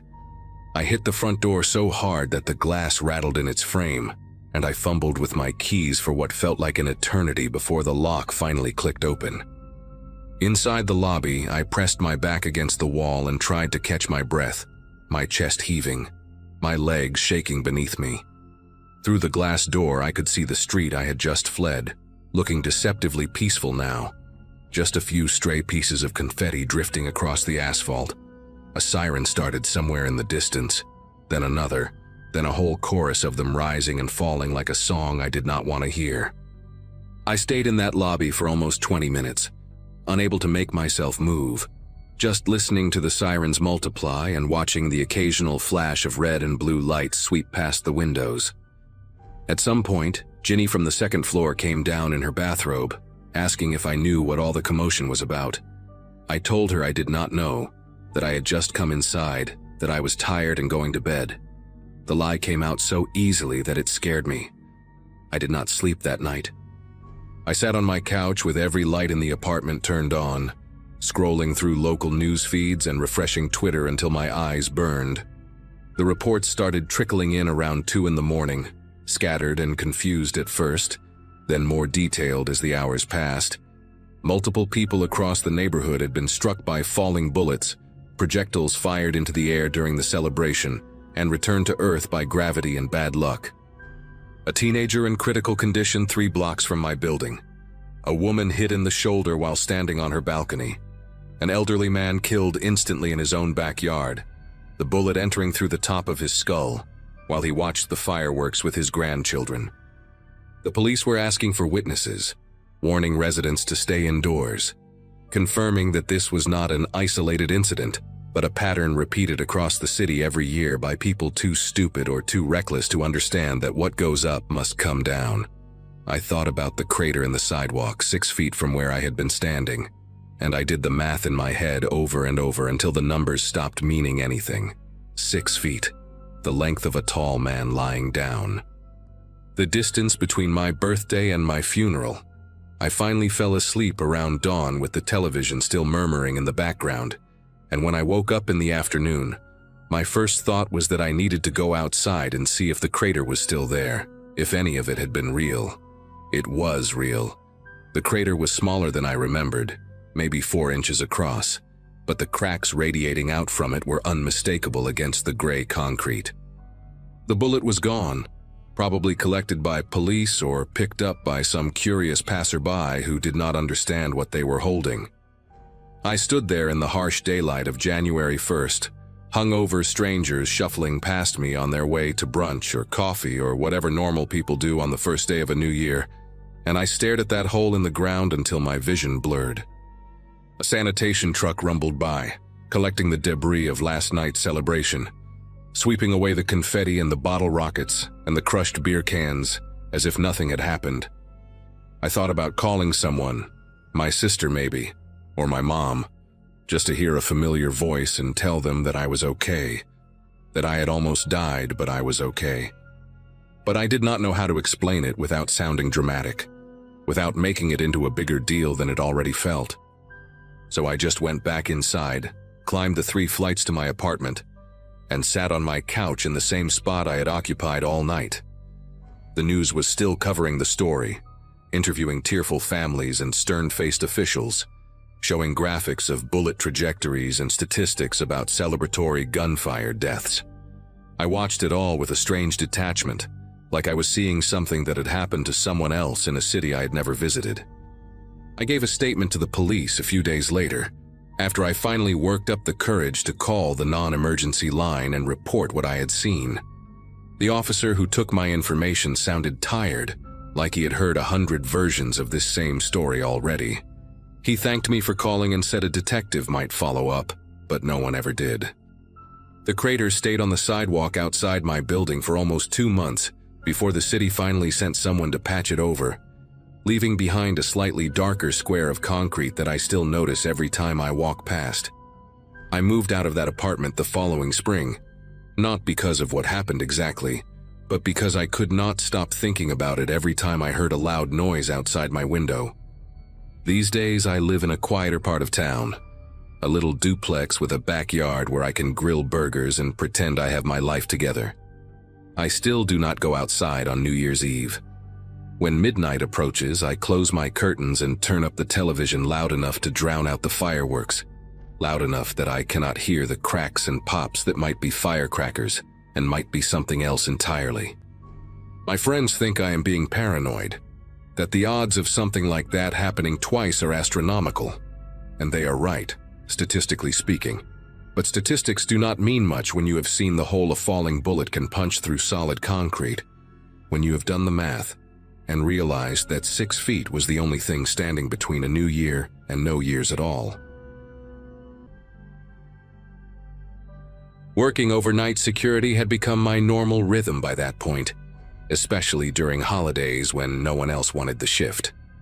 That New Year's Eve found me alone in a glass and concrete office building that usually buzzed with people during the day and felt hollow after dark. I was in my early 30s, recently divorced, picking up extra overnight hours because the silence felt easier than going home to an empty apartment. The job itself was simple: monitor cameras, do timed patrols, log anything unusual, and keep the place secure until morning. Outside, the city was already alive with celebration, distant pops of fireworks leaking through the sealed windows like muted thunder. Inside, the building smelled faintly of cleaning solution and stale coffee, the kind that had been sitting on a warmer for hours. I remember thinking that if any night would be quiet, it would be this one. Everyone had somewhere better to be. The building should have been a concrete shell, nothing more. The security desk sat on the ground floor, facing a wall of monitors that showed every hallway, stairwell, and entrance. I had already done my first patrol earlier in the evening, checking each floor, tugging on locked doors, and signing off on empty rooms. Everything was exactly how it should have been. Around midnight, fireworks grew louder, their flashes reflecting briefly on the tinted windows like distant lightning. I poured myself another cup of bad coffee and joked under my breath about ringing in the new year with flickering fluorescent lights. That was when the first motion alert chimed. It came from the 5th floor, a department that had been shut down months earlier, furniture removed, lights left off. I stared at the screen, expecting the alert to clear on its own. It didn't. I switched the camera feed to full screen and leaned closer, scanning for anything obvious. The hallway looked empty, the emergency lights casting long shadows across bare carpet. A few seconds later, the feed glitched, breaking into digital blocks before cutting to black. That alone wasn't unheard of. The system was old and temperamental. What bothered me was how long it stayed dark. When the image finally returned, my chest tightened for a reason I couldn't immediately name. One of the fire doors at the end of the hall stood open. I knew for a fact it had been shut earlier, heavy and spring-loaded, the kind that slammed closed if you let go. I checked the access logs right away, expecting to see a maintenance badge or a delayed sensor error. There was nothing. No entries, no forced access, no explanation that made sense. Another alert chimed, then another, all from the same floor, all within seconds of each other. I radioed into central dispatch, but holiday staffing meant long hold times and distracted voices. Outside, fireworks erupted in rapid bursts, cheering carried faintly through the walls, completely at odds with the growing tension inside the building. Every instinct told me not to leave the desk, yet policy was clear. Unexplained alerts required physical verification. I grabbed my flashlight, adjusted my vest, and logged my movement, telling myself it was probably nothing. The building felt different the moment I stepped away from the monitors. The elevator ride up was slow, each floor number lighting up longer than usual, or maybe it just felt that way. Fireworks boomed somewhere overhead, the sound traveling through the elevator shaft in dull vibrations that I felt in my teeth. When the doors opened on the 5th floor, the air smelled colder, like concrete after rain, even though the building was sealed tight. My flashlight beam caught dust floating lazily, untouched, the kind that settles only when no one's been around for a long time. The hallway matched the camera feed, empty offices, stripped walls, and that fire door still hanging open. I walked toward it carefully, shoes sticking slightly to the carpet where old adhesive hadn't been fully cleaned. Every step echoed too loudly, bouncing back at me in a way that made the space feel narrower. I pushed the fire door closed, feeling the weight of it resist before finally clicking into place. It stayed shut this time. That should have reassured me, but it didn't. As I turned back, my radio crackled with a burst of static sharp enough to make me wince. I tried calling dispatch again, but all I got was dead air, followed by distant chatter that cut off mid-sentence. The flashlight flickered once, then steadied. That's when I noticed the sound. Soft, irregular, like shoes brushing against carpet somewhere out of sight. It wasn't loud enough to pinpoint, just present enough to register. I stood still, holding my breath, listening past the fireworks and the hum of the building. The sound stopped the moment I focused on it. Another motion alert buzzed in my pocket, this one from the 7th floor. I felt a spike of irritation cut through the unease. Whatever was happening wasn't staying in one place. The stairwell was closer than the elevator, so I took it, the metal door groaning softly as I pulled it open. The stairwell smelled of rust and old paint, the fluorescent light above flickering with a tired buzz. Halfway up, the light went out entirely, plunging the space into shadow except for my flashlight. I heard something shift above me then, not footsteps exactly, more like weight settling where it hadn't been before. My radio spat another burst of static, louder this time, followed by a faint tone like an open channel that never connected. The 7th floor greeted me with a different kind of silence, the kind that presses inward instead of simply filling space. Several office doors stood ajar, their handles catching the light at odd angles. I knew those doors had been shut. I remembered checking each one earlier, out of habit more than necessity.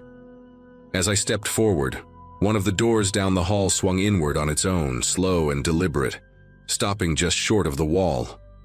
No breeze, no sound, just movement. My heart hammered hard enough that it felt like it might give me away. I backed up a step, then another, keeping the flashlight trained on the doorway, as fireworks exploded outside, bright flashes briefly strobing through the narrow windows and casting the hallway in fractured light. I didn't announce myself again.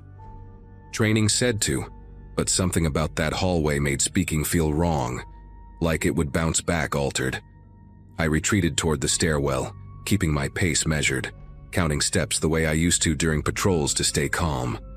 Halfway there, the light snapped off across the floor, not flickering out but cutting clean, as if switched intentionally.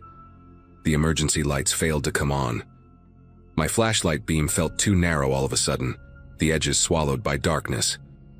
From somewhere close I heard breathing that didn't match my own rhythm. It paused when I paused, resumed when I moved. Fireworks cracked outside in celebration, each burst mocking how isolated I was inside that building. I made it into the stairwell and pulled the door shut hard enough that it echoed down the concrete shaft. I didn't wait. I took the stairs two at a time, boots slamming metal, not caring how much noise I made anymore. My radio finally came alive with dispatch asking for a status update, their voice distorted and delayed. I told them I had multiple unsecured doors and possible unauthorized presence, words tumbling out faster than I meant them to. The response was calm but unhelpful, explaining that units were tied up and response time would be slow. As I descended, I heard a door above me open, followed by the scrape of something heavy dragging briefly, then stopping. I didn't look up. I kept going until my legs burned. The ground floor lights were still on, the security desk glowing like a small island of normalcy. I locked myself inside the office, sealed the door, and pulled up every camera feed at once. Several screens showed nothing but static. Others displayed hallways I no longer trusted. Doors open that should have been shut. Shadows pooled where there shouldn't have been any. One camera briefly showed a figure-shaped distortion at the end of a corridor. Not solid, more like heat rising off asphalt. Then it vanished. That was enough. I followed emergency protocol, initiated a partial lockdown, and activated the building-wide alarm. The sound was deafening, a mechanical wail that cut through everything else, even the fireworks. Police arrived much later, long after the alarms had been screaming into the night. They cleared the building floor by floor while I waited outside, cold air finally grounding me in something real. Every door was found closed and locked. No signs of forced entry, no alarms triggered once they took over. The cameras showed nothing unusual after the lockdown, as if the earlier footage had never existed.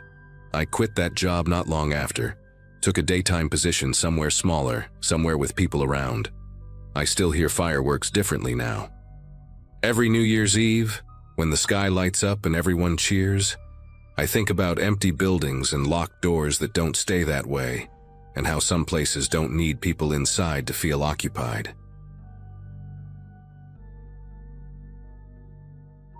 Just before midnight on New Year's Eve, the house felt louder than usual. Not because of people inside, but because of everything happening outside. Fireworks kept popping in uneven bursts, shaking the windows and washing the rooms in quick flashes of color. I lived alone back then, renting a small place in a quiet residential area where neighbors usually knew each other by sight, not by name. That night I was staying in, pacing between the kitchen and the living room, half watching the clock and half distracted by the noise outside. Calls and messages from friends kept coming in, but I wasn't really in the mood to celebrate. There was a strange tension in the air, the kind that makes you restless without a clear reason. Every explosion outside felt closer than it should have. By the time the clock crept toward midnight, my phone was already in my hand.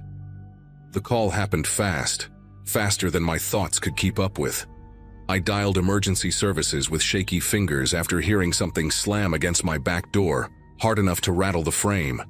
My voice came out rushed, uneven, trying to explain where I was and what I heard while fireworks drowned out half my words. Someone on the other end started asking questions, but another loud bang hit the door, followed by a muffled sound inside the house. Panic took over, and I moved away from the door without even realizing it. The phone slipped from my grip as I backed into the hallway. The call ended abruptly when it hit the floor, the screen going dark almost immediately. Silence inside, chaos outside. Time stretched in a way that still feels unreal when I think about it. I stayed crouched near the hallway wall, listening to every sound my house made, trying to separate normal creaks from something worse. Fireworks kept exploding, cheering voices echoed from down the street, and nobody noticed anything wrong. At some point, I heard footsteps moving through the back of the house, slow and deliberate. Cabinets opened. Something metallic scraped against the counter, then stopped. I kept my breath shallow, terrified that even the smallest noise would give me away. The smell of burned gunpowder from outside drifted in through a cracked window, mixing with the scent of spilled cleaning supplies. Every second felt borrowed. Red and blue lights eventually flashed through the front windows, barely noticeable against the fireworks still lighting up the sky. Officers knocked and announced themselves, their voices calm but firm as they entered the house. They found the back door damaged, furniture knocked over, and signs that someone had been searching for something in a hurry. One of them asked if I had made the call, and all I could do was nod, my throat too tight to speak properly.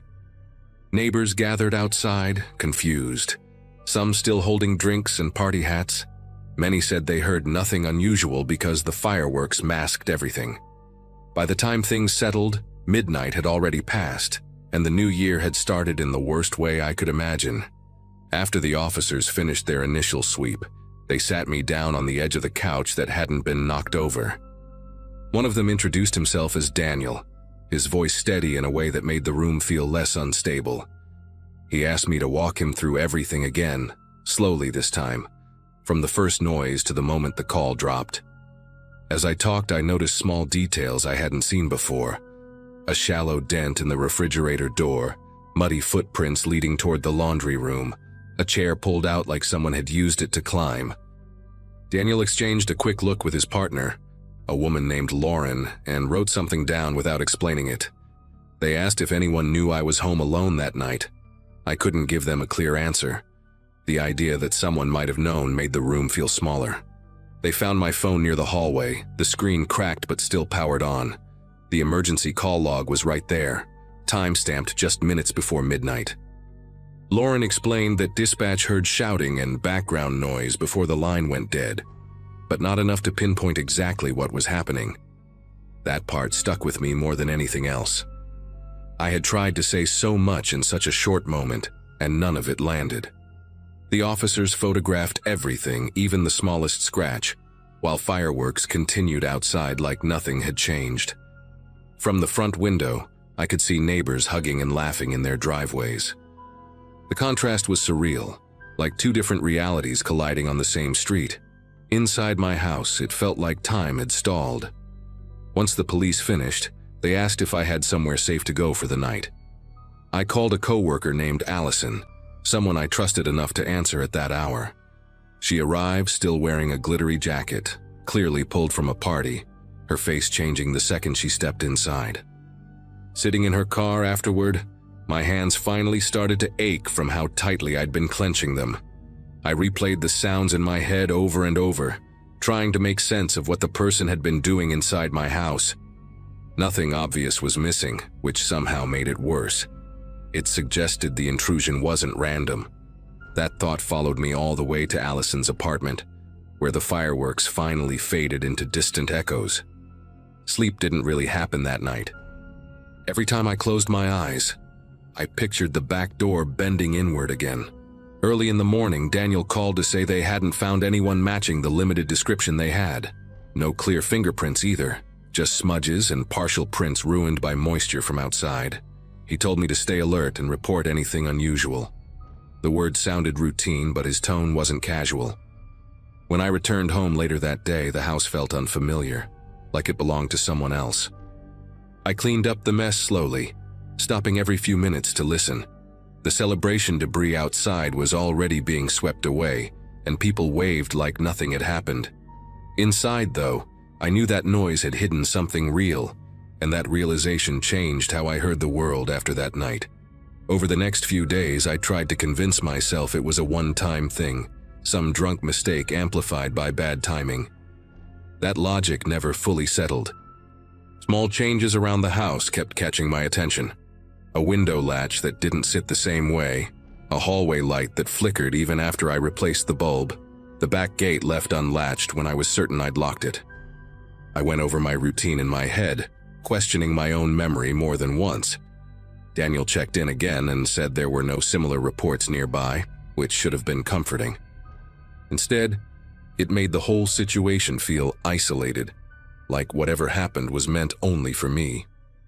Nights became the hardest, especially when the neighborhood grew quiet again after the holidays. A week later, I found something that pushed me past denial. While moving a storage bin in the laundry room, I noticed a faint scuff mark on the wall behind it, shaped like the sole of a shoe pressed sideways. It wasn't there before, or at least I was sure it wasn't. Next to it, barely visible unless the light hit just right, were shallow scratches near the doorframe, as if someone had tested how much force it could take. I stood there longer than I should have, staring at those marks, imagining the weight behind them. That was the moment I accepted that whoever entered my house had time. They weren't rushing because of fireworks. They were moving carefully because they felt unseen. I didn't wait for another incident. That same day, I changed the locks, installed cameras, and asked a neighbor named Russell to keep an eye on the back of the house when he was home. Saying it out loud made it feel more real, less like something I could shrug off. The police report stayed open, but there were no updates, no breakthroughs. Life slowly tried to return to normal. Yet I noticed how my body reacted to sudden noises now. A dropped pan or a car door slamming outside sent a sharp jolt through me. Midnight came and went many times after that night. but I never stopped paying attention to how quiet or loud things were around me. Eventually, I moved out. Not immediately, not dramatically, but with a quiet certainty that staying meant waiting for something I couldn't control. I never found out who entered my house or why that emergency call was the last thing they heard from me before midnight. Sometimes I wonder if the person heard the phone hit the floor and decided to leave, or if they simply finished what they came to do and disappeared into the noise. Fireworks don't feel festive to me anymore. They feel like cover. Even now, every New Year's Eve, I keep my phone close and my doors double-checked, knowing that the night taught me how easily celebration can hide something dangerous.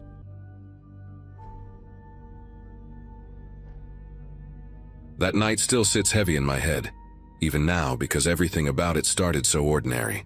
New Year's had just rolled over, and life felt stuck in that strange in-between phase where nothing was great but nothing was falling apart either. I'd been crashing on a friend's couch for a few weeks, juggling freelance shifts and trying to pretend I wasn't stressed about money. The party itself was loud, cramped, and already past its peak when I decided to leave. Music thumped through thin walls, spilled drinks soaked the carpet, and everyone was glued to their phones replaying fireworks videos. I said my goodbyes, got a few half-hearted "text me when you get home" responses, and stepped outside alone. The cold air hit my face hard, sharp enough to make my eyes water. I remember thinking how quiet the street felt compared to the chaos inside. Waiting for a ride seemed harmless at first. The app kept pushing the arrival time back by a few minutes over and over, like it was teasing me. I stood near the front yard gate, scrolling aimlessly, watching leftover fireworks smoke drift low across the street. That's when I noticed a man leaning near a parked sedan down the block. He wasn't doing anything obvious, just standing there, hands in his jacket pockets, head tilted slightly as if listening to something only he could hear. I glanced away, telling myself it was nothing. Plenty of people wander around after midnight on New Year's.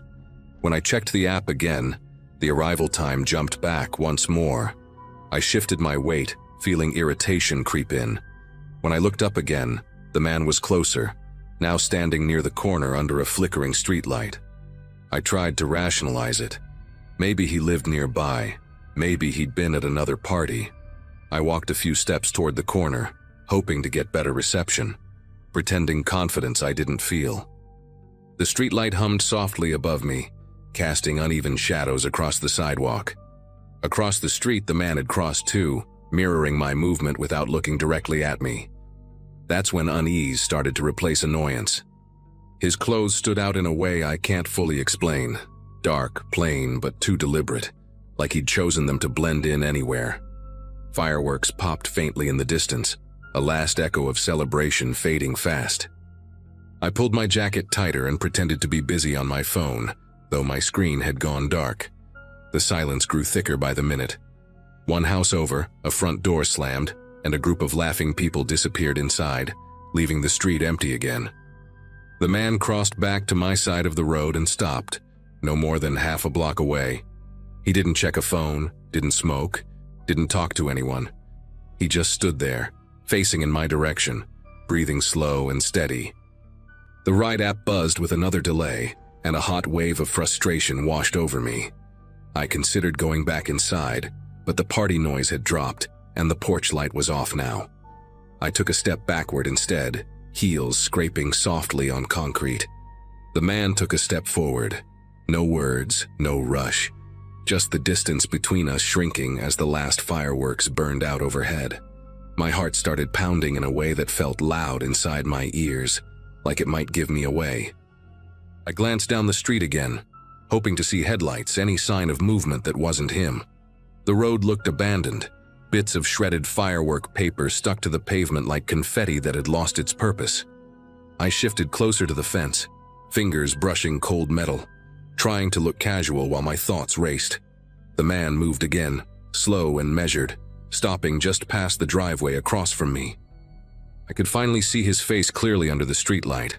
Narrow jaw, patchy beard, eyes fixed in my direction without blinking much. He didn't look drunk, didn't look lost. That made it worse. The air felt heavier with each second, like the night itself was leaning in to watch. I cleared my throat and said a quiet "hey," mostly to prove to myself I could still speak. My voice sounded thin, almost swallowed by the dark. He didn't answer. Instead, he angled his body slightly toward me, shoes scraping softly against the pavement as he closed the gap again.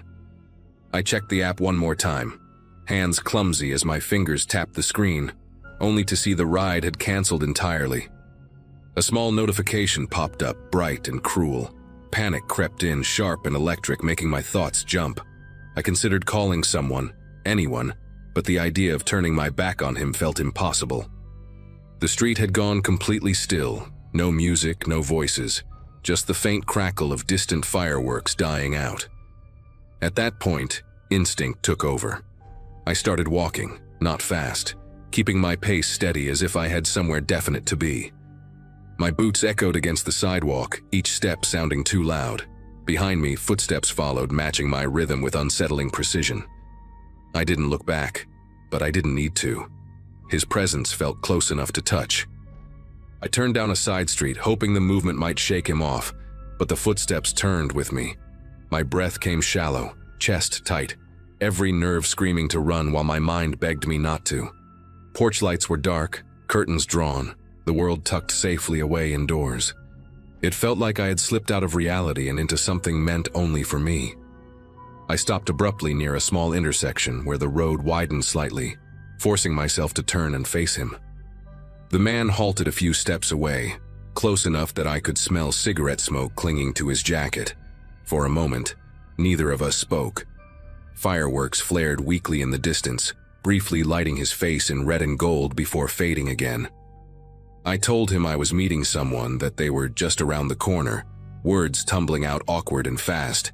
He tilted his head, considering me, eyes flicking past my shoulder as if measuring the lie. Then, without warning, he stepped back. Not fast, not apologetic, just retreating into the shadows. I stood there shaking, waiting to see if he'd come forward again, but he didn't. He disappeared between two houses, leaving the street empty and silent once more. I didn't move right away after he vanished. My legs felt weak, like they'd forgotten their job, and the silence rang louder than the fireworks ever had. I stood there listening for footsteps, for breathing, for anything that meant he was still nearby. Nothing came. After a long minute, I pulled out my phone and called a rideshare again, forcing my voice to stay steady while my thumb hovered over the screen. This time, I walked toward the brightest spot I could find, stopping directly under a streetlight where anyone passing would see me. The light buzzed overhead, harsh and unforgiving, but I welcomed it. I kept scanning every driveway and shadow, replaying the way he'd matched my steps. When headlights finally appeared at the far end of the street, relief hit so hard it made me dizzy. The driver pulled up and I got in fast, locking the door without even thinking about how that looked. I gave a vague greeting and stared straight ahead, watching the street in the side mirror as we pulled away. I half expected to see him step out from between the houses, chasing the car or staring after it. The mirror showed nothing but empty pavement and abandoned decorations sagging on fences. During the ride, my phone buzzed with messages from friends asking where I'd gone, but I couldn't bring myself to type out an explanation yet. My body was still buzzing, every muscle tight, like I hadn't fully escaped. The driver chatted about traffic and road closures, unaware of how close I felt to something going very wrong. I nodded along, counting the blocks until home. Once inside my place, I double-checked every lock and stood by the door longer than necessary, listening to the building settle. The quiet felt different now, sharper, less friendly. I peeled off my jacket and noticed a faint smell of smoke still clinging to it, and my chest tightened all over again. Sleep didn't come easily. Every sound from the hallway made me sit up, heart racing, convinced I'd hear footsteps stopping outside my door. Morning light eventually crept in, dull and gray, and with it came that hollow disbelief that everything had gone back to normal. The world outside looked the same, like nothing strange had happened at all. That disconnect bothered me more than the fear itself. In the days after, I replayed the night endlessly, trying to pinpoint the exact moment when coincidence turned into threat. I never saw that man again. and nothing else happened, at least not outwardly. Still, I changed how I moved through the world after that. I stopped waiting alone, even for short stretches, and trusted my instincts more than my need to be polite or calm. The celebration of a new year now carries a different weight for me, tied to empty streets and fading fireworks.